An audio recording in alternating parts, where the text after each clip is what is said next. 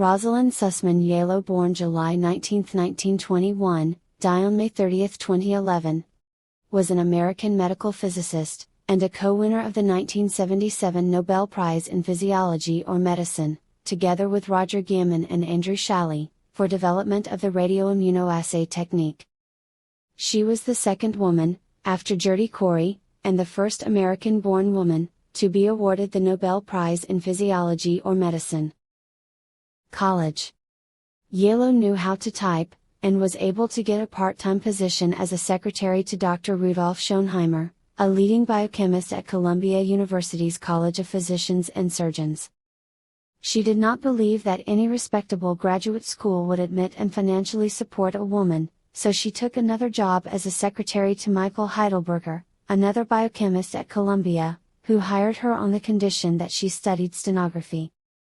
She graduated from Hunter College in January 1941. A few years later, she received an offer to be a teaching assistant in physics at the University of Illinois at Urbana-Champaign.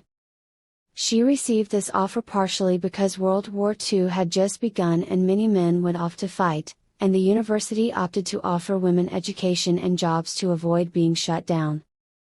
At the University of Illinois at Urbana-Champaign, she was the only woman among the department's 400 members, and the first since 1917.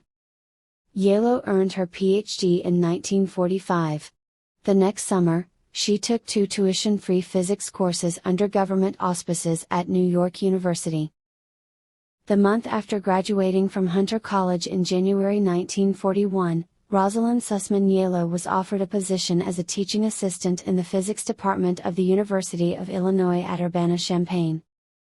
Gaining acceptance to the physics graduate program in the College of Engineering at the University of Illinois was one of the many hurdles she had to overcome as a woman in her field.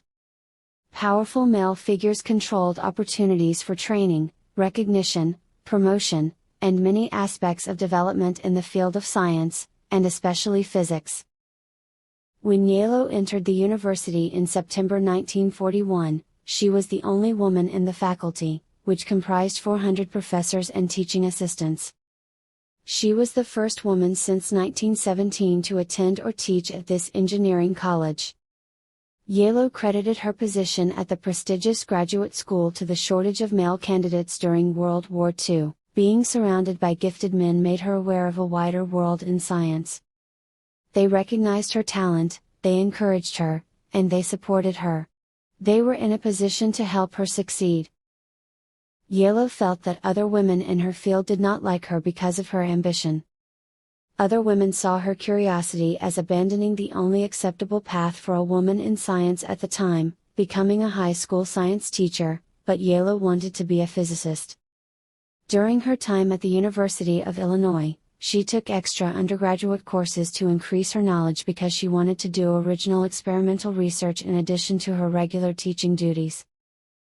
For years Yalow faced criticism from women at work, but she never quit nor turned her back on other young women, if she believed they had the potential to become real scientists.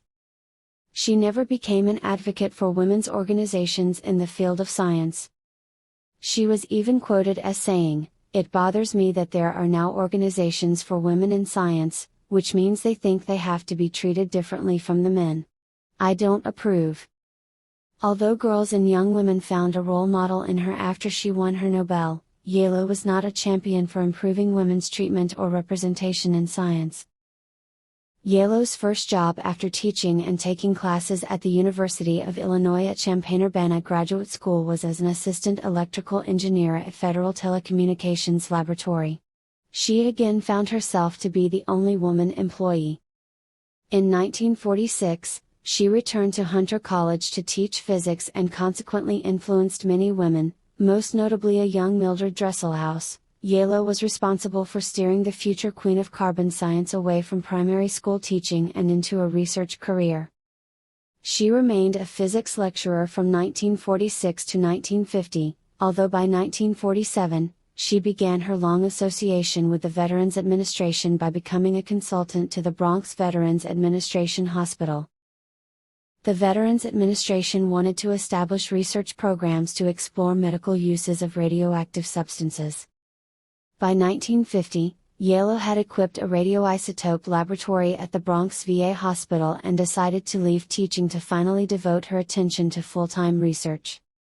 There she collaborated with Solomon Bersin to develop radioimmunoassay, a radioisotope tracing technique that allows the measurement of tiny quantities of various biological substances in human blood as well as a multitude of other aqueous fluids.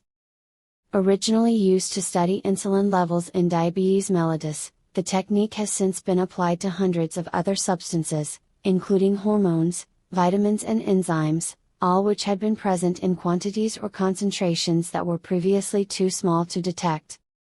Without the contributions of Yalow to the work of accurate hormone measurement, it was impossible to diagnose various hormone-related conditions and endocrine diseases like type 1 diabetes.